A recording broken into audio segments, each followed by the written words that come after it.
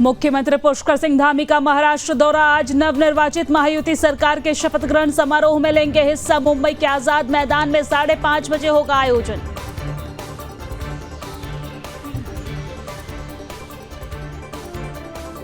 उत्तराखंड में जल्द होंगे निकाय चुनाव। निकाय को लेकर बीजेपी ने कसी कमर। पार्टी ने की प्रभारियों की नियुक्ति।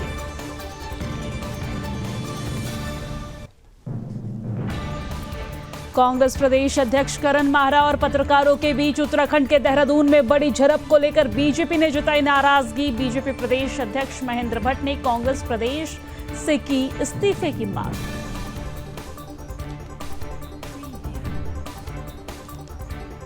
उत्तराखंड में पहली बार होगा वर्ल्ड आयुर्वेद कांग्रेस का आयोजन। 12 से 15 दिसंबर तक किया जाएगा 4 दिवसीय 10वीं विश्व आयुर्वेद कांग्रेस के आरोग्य एक्सपो का आयोजन।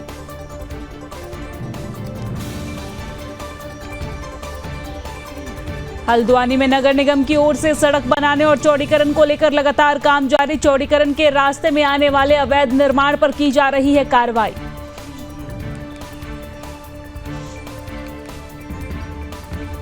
उत्तराखंड के हरिद्वार में अवैध अतिक्रमण हटाने का अभियान लगातार जारी। हरिद्वार में बैरागी कैंप में चला प्रशासन का बुलडोजर। कार्रवाई के दौरान भारी पुलिस बल रहा मौजूद।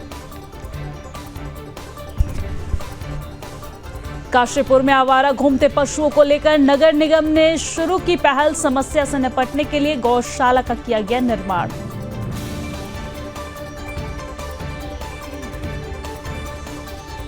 उत्तराखंड में 38वें राष्ट्रीय खेलों को लेकर शुरू हुई तैयारियां। उधम सिंह नगर में नेशनल गेम की तैयारियों को लेकर कुमाऊं कमिश्नर दीपक रावत ने किया निर्माणाधीन इंडोर स्टेडियम का निरीक्षण।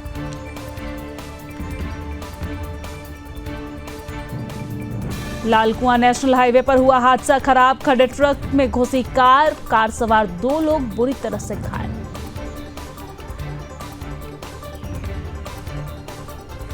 उत्तराखंड पुलिस को मिली बड़ी सफलता। सरकारी नौकरी लगाने का झांसा देकर ठगी करने वाले अंतर्राज्यीय गैंग के दूसरे सदस्यों को पुलिस प्रशासन ने किया गिरफ्तार।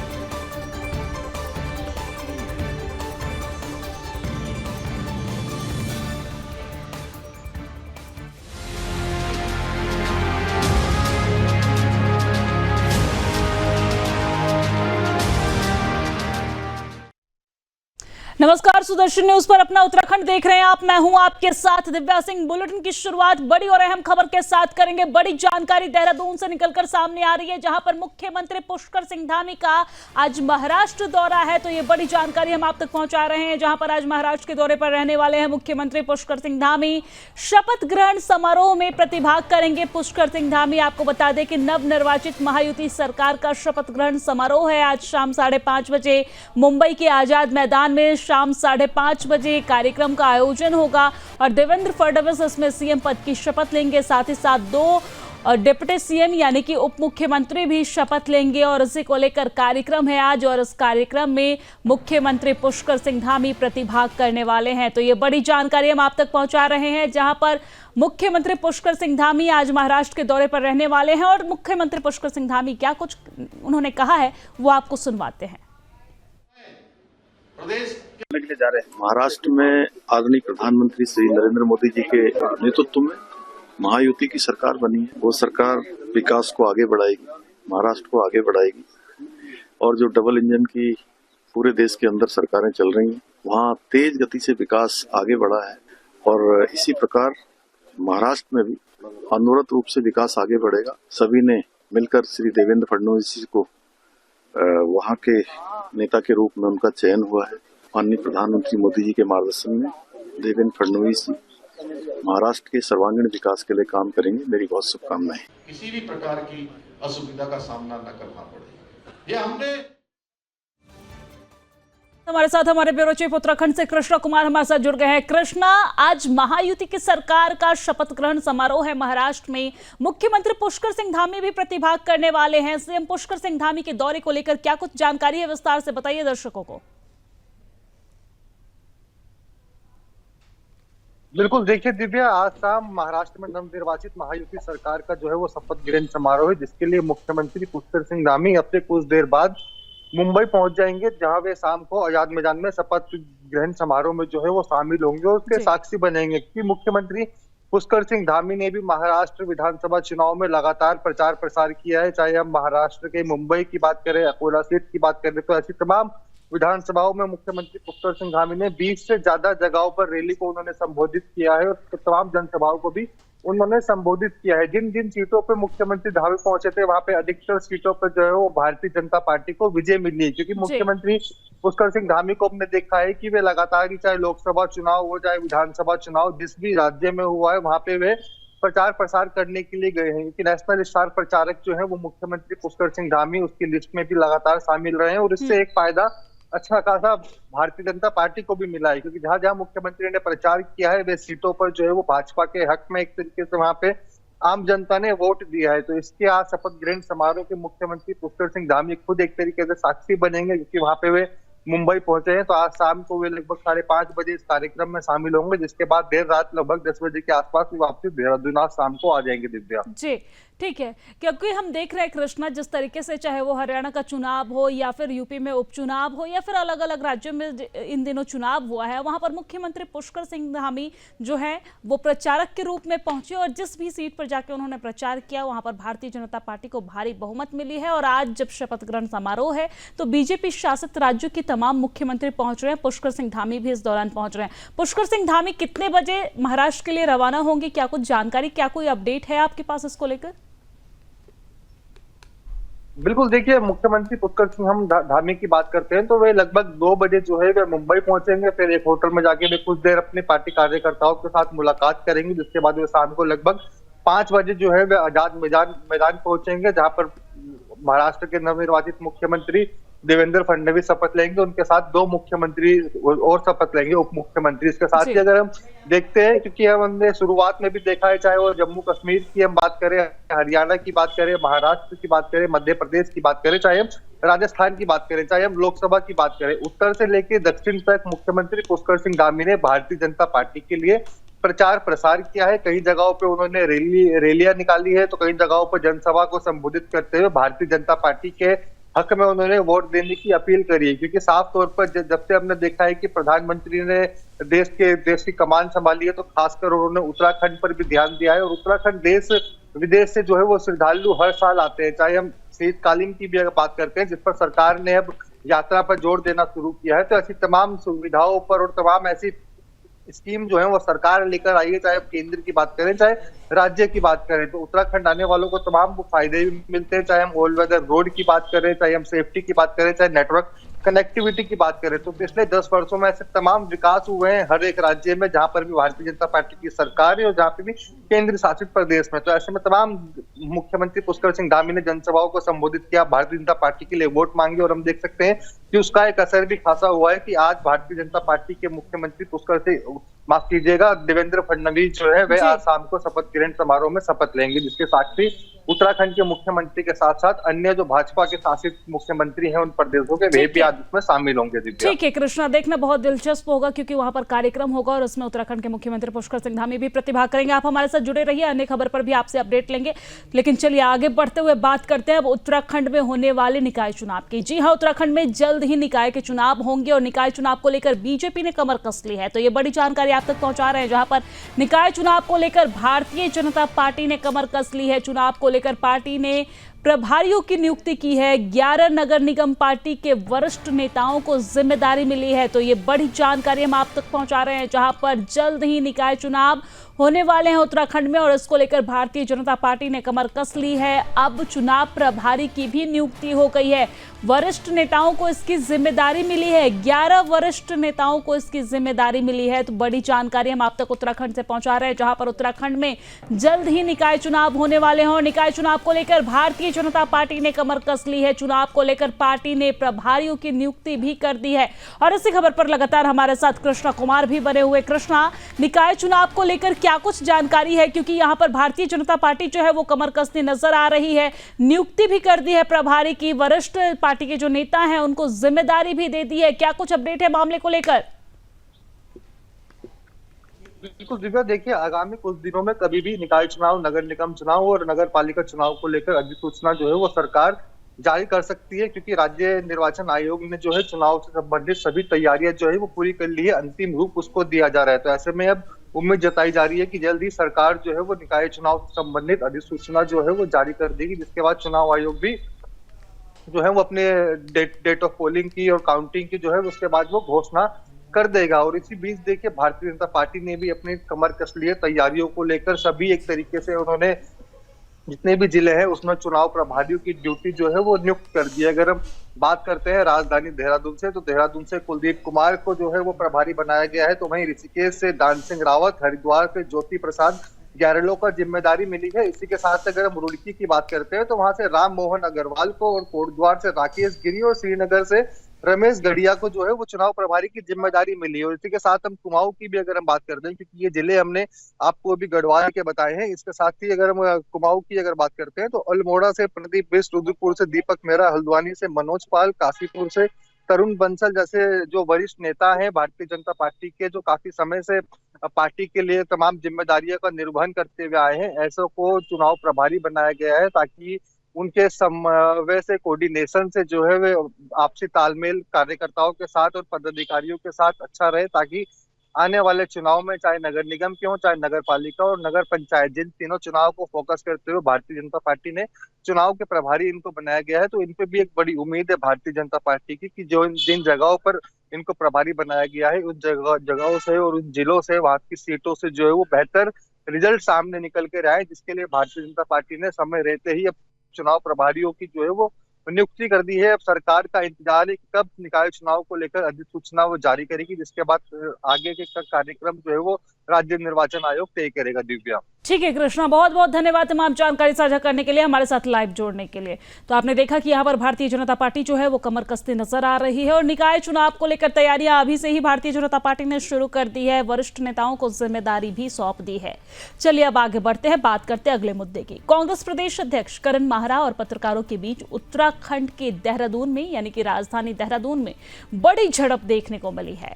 उसकी उत्तराखंड बीजेपी ने कड़ी निंदा की है इस मुद्दे की। बीजेपी के प्रदेश अध्यक्ष महेंद्र भट्ट ने कहा है कि कांग्रेस प्रदेश अध्यक्ष को नैतिकता के आधार पर अपने पद से इस्तीफा दे देना चाहिए। उन्होंने ये भी कहा है कि केदारनाथ विधानसभा उपचुनाव में हार के बाद कांग्रेस को हर कोई अपना विरोधी नजर आ रहा है। यही वजह है कि कांग्रेस के नेता पत्रकारों से भी अब उलझने लगे हैं।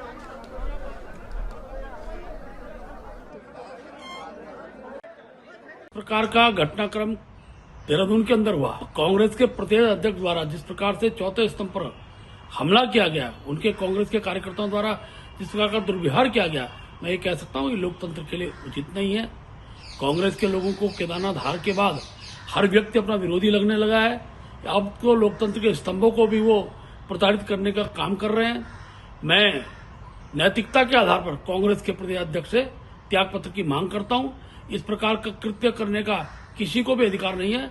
चौथे स्तंभ पर जिस प्रकार से हमला किया गया, ये लोकतंत्र के लिए भी घातक है। तो आपने देखा कि किस तरीके से यहाँ पर भारतीय जनता पार्टी के जो प्रदेश अध्यक्ष हैं महेंद्र भट्ट, वो हमलावर नजर आ रहे हैं। बहरहाल आप तस्वीर देख सकते हैं, यहाँ पर पत्रकारों के साथ कांग्रेस प्रदेश अध्यक्ष करण माहरा की झड़प हुई है और झड़प की ये तस्वीर आपके टीवी स्क्रीन पर।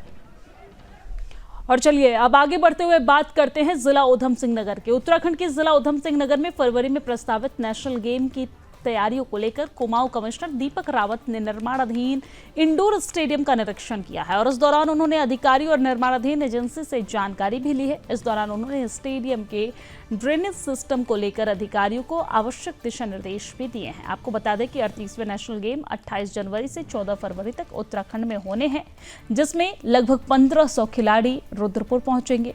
इन्हीं तैयारियों को लेकर कुमाऊं कमिश्नर रुद्रपुर स्टेडियम पहुंचे।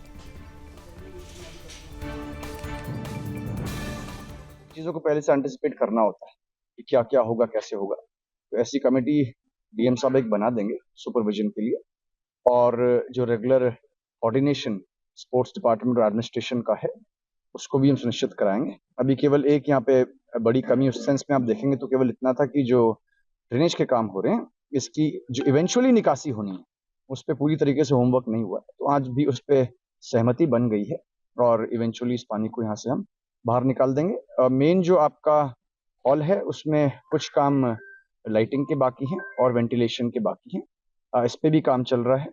बाकी जो 14 दिन के आसपास यहाँ पे इवेंट चलेगा उसमें जो रोजमर्रा की देखरेख होगी या मैन पावर चाहिए होगी उसके लिए एक इवेंट मैनेजमेंट कंपनी पैनल पे है।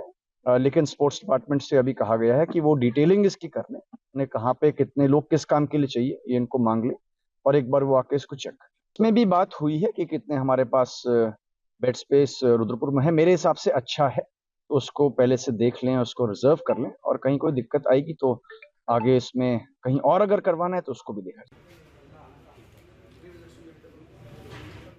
तो आपने देखा कि यहाँ पर 38वें खेल का आयोजन होने जा रहा है और इसको लेकर तैयारियां जो है वो लगभग पूरी हो चुकी है और इसका निरीक्षण करने के लिए यहाँ पर कुमाऊं कमिश्नर पहुंचे थे।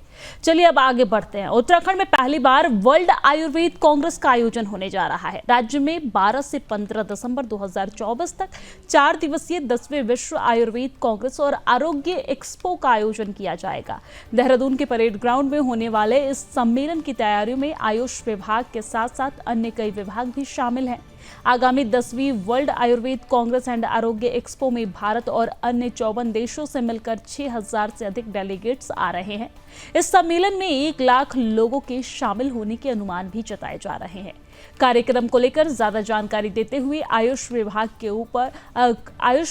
के अपर सचिव डॉक्टर विजय कुमार जोगदंडे ने इस बात की जानकारी दी है कि आयुष मंत्रालय, भारत सरकार और राज्य सरकार की ओर से विश्व आयुर्वेद सम्मेलन का आयोजन किया जा रहा है, जिसमें करीब 6000 डेलीगेट्स प्रतिभाग करेंगे। साथ ही 4000 पेपर प्रेजेंटेशन और तमाम टॉपिक पर चर्चा की जाएगी। सम्मेलन में 54 देशों से डेलीगेट्स शामिल होंगे और इसके साथ ही देश में आयुष से जुड़े लोग और आयुर्वेदिक शैक्षिक संस्था के लोग भी शामिल होंगे। उन्होंने ये भी बताया है कि 200 से अधिक एग्जीबिशन स्टॉल विभिन्न संस्था एवं विभागों की ओर से सम्मेलन में स्टॉल भी लगाए जाएंगे, जिसमें पर्यटन विभाग, उद्योग विभाग और कृषि विभाग समेत अन्य विभाग भी शामिल है। 12 तारीख से 15 दिसंबर इस अवधि में वर्ल्ड आयुर्वेदा कांग्रेस का आयोजन देहरादून जनपद में किया जा रहा है। 10वां आयुर्वेद कांग्रेस का आयोजन होगा जो राष्ट्रीय आयोजन है और इसमें 54 अंतर्राष्ट्रीय देश इसमें प्रतिभाग कर रहे हैं, उनके प्रतिनिधि इसमें डेलीगेट के रूप में शामिल होंगे। अभी तक का जो जानकारी मुझे प्राप्त हुआ है 6000 से ज्यादा डेलीगेट्स का पंजीकरण कार्रवाई पूर्ण हो चुकी है। उन्होंने अपनी इच्छा जताई है इसमें प्रतिभाग करने की। इसके अलावा 200 से अधिक जो एग्जीबिशन स्टॉल्स होते हैं उसको विभिन्न संस्थाओं के द्वारा, विभिन्न जो उद्योग समूह हैं उनके द्वारा इसमें बुकिंग अभी तक पूर्ण किया गया है और मुझे पूरा उम्मीद है कि पूरा जो 4 दिन का समिट होगा इसमें 50,000 से लेकर 1 लाख व्यक्तियों के द्वारा विजिट किया जाएगा और परेड ग्राउंड में ये आयोजन होगा। उसकी जो टेंट निर्माण कार्य है वो अभी गतिमान है और जो मेन इनॉग्रल सेशन होगा और जो वेलकम सेशन होगा वहां पर जो मल्टीपर्पज हॉल है उसके अनुसार वहां पे तैयारी संपन्न की जा रही है। और चलिए अब आगे बढ़ते हैं। उत्तराखंड में सशक्त भू कानून पर जनता की राय जानने के लिए नरेंद्रनगर में उप जिलाधिकारी देवेंद्र सिंह नेगी ने बैठक की है। बैठक में जनप्रतिनिधियों ने प्रदेश में सशक्त भू कानून लागू करने की बात कही है। बैठक में नागरिकों ने सुझाव दिया है कि प्रदेश में उच्च स्तरीय सर्वदलीय बैठक में चिंतन मनन कर मौजूदा लचर भू कानून व्यवस्था की जगह सशक्त भू कानून लागू किया जाए, ताकि उत्तराखंड को बाहरी व्यक्तियों के हाथों में न जाने दिया जाए और बाहरी व्यक्तियों के हाथों में जाने से बचाया जा सके।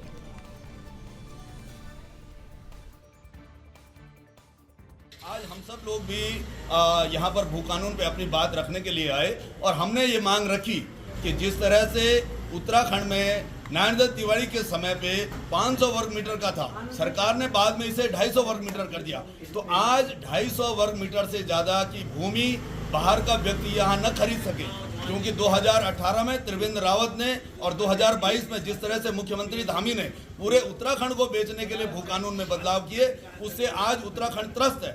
आज उत्तराखंड में 250 वर्ग मीटर से ज्यादा की भूमि बाहर का कोई भी व्यक्ति न खरीद सके।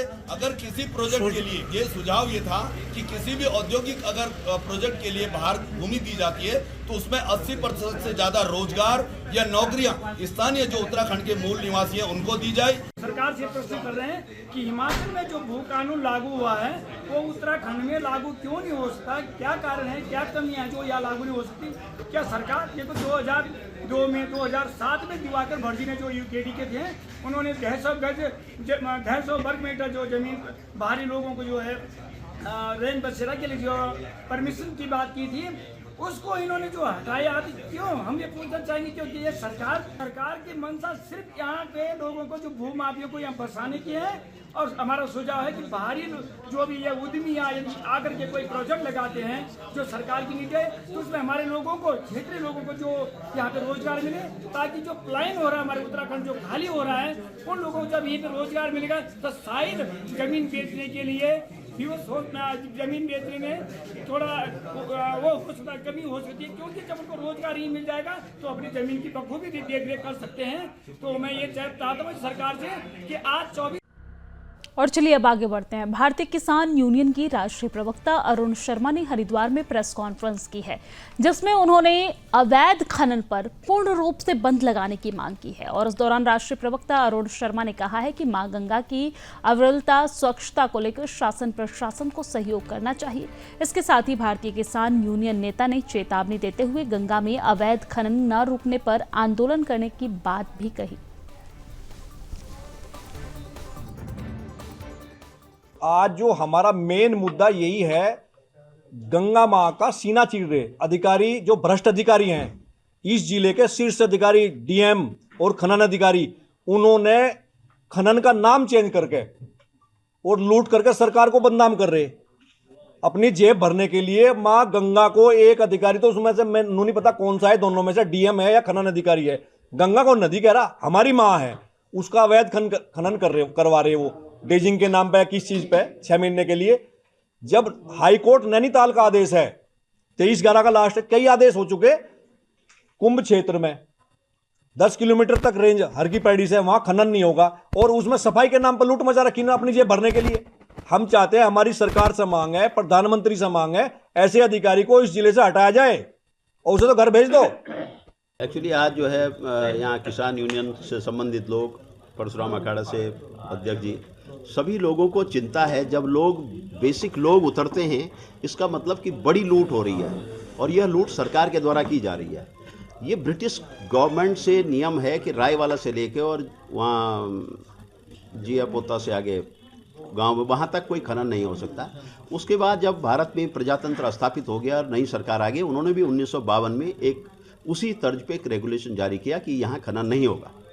उसके बाद जब यहाँ खनन होने लग गया था 2015 में, तो फिर मैं भी हाई कोर्ट गया था और आप विश्वास करेंगे कि 13 मई को PIL पड़ी और 23 अप्रैल को उसमें ऑर्डर आया और पूर्ण रूप से बंद कर दिया गया खनन।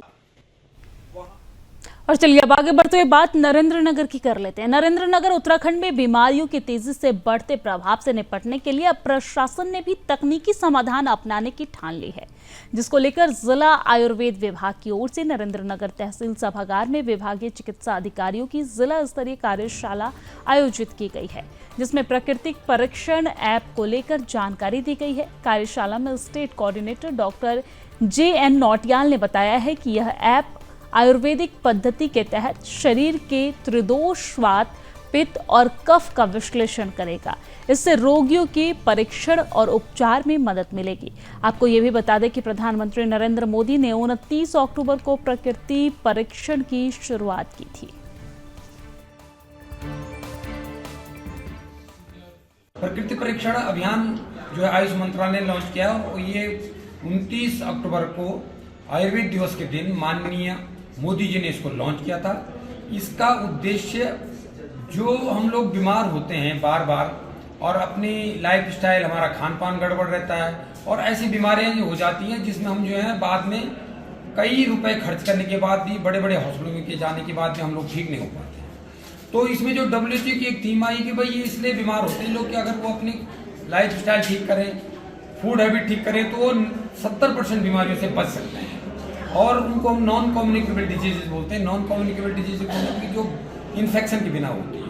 तो ये चाहे वो डायबिटीज हो, आपका जो है ब्लड प्रेशर हो या कोई भी और भी बीमारियां बहुत सारी हैं, तो उन बीमारियों से हम बच सकते हैं अगर हम अपनी प्रकृति जाने। जिला स्तर पे भी इस पे बहुत अच्छे से कार्य कर रहे हैं। हमने डिस्ट्रिक्ट, हम यहाँ पे सह नोडल है, इसके अधिकारी सह नोडल है, और इस कार्यक्रम को अच्छा और सुचारू रूप से चलाए जाने हेतु हम हमारे सारे चिकित्सक जिला स्तर पे काफ़ी मेहनत भी कर रहे हैं। अभी तक हमने लगभग 200 का आंकड़ा भी क्रॉस कर लिया है, और हम सब लोग यहाँ पे जन जन तक पहुँचकर और जनमानस तक पहुँचकर इस प्रकृति परीक्षण अभियान को सुचारू रूप से चलाने की कोशिश कर रहे हैं।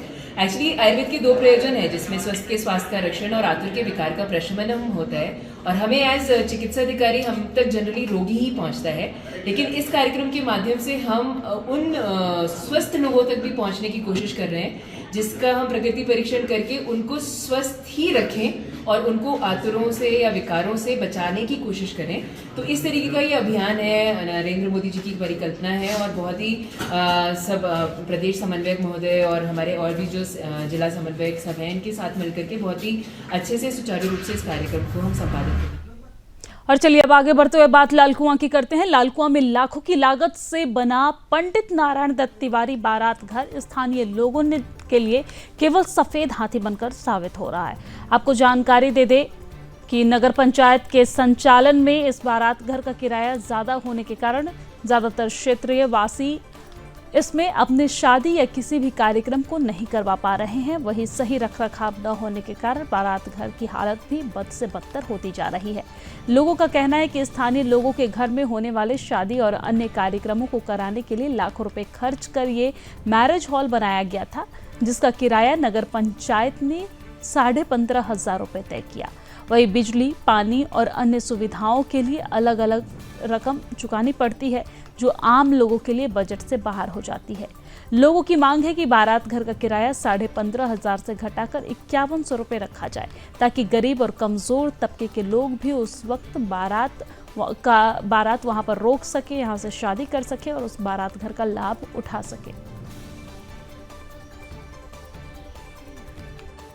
लालकुआं शहर में एनडी तिवारी बैंक्वेट हॉल बना रखा, जो इसमें बारातों के लिए बनाया गया, लेकिन लालकुआं शहर में अधिकतर लोग निचले तबके के लोग रहते हैं, लेकिन इतना महंगी जो फीस कर रखी है बारात घर की, उसको लेकर यह बैंक्वेट हॉल अधिकतर खाली रहता है, क्योंकि ना इसमें बुकिंग होती है, क्योंकि जिसकी फीस है 15,500 रुपये, और प्लस पानी, जिसमें 700 रुपये पानी का लिया जाता है। टोटल 16,200 रुपये जो नगर पंचायत द्वारा लिया जाता है। ये कहीं ना कहीं बहुत गरीब आदमी के लिए आर्थिक बोझ है। हमारी सीधी मांग है कि ये जो फीस है इसको तत्काल कम किया जाए, और जितना भी जैसे जिस हालत में यह आज बैंक्वेट हॉल बना हुआ जर्जर है, चाहे इसमें पानी की बात की जाए, चाहे इसके रंगे पुताई की जाए, ये जर्जर हालत में पूरे 9 साल हो गए, लेकिन 9 साल लगता नहीं, कम से वर्षों पुराना ये बैंक्वेट हॉल होता जा रहा है। इसको देखभाल करने वाला कोई नहीं। हमारी तत्काल प्रशासन और सरकार से मांग है कि इसमें तत्काल कार्रवाई हो, और जो भी इसका रेट है जो 15,000 उसको घटाकर 5,5100 रुपये किया जाए, जिससे गरीब आदमी इसके सहूलियत महसूस करे।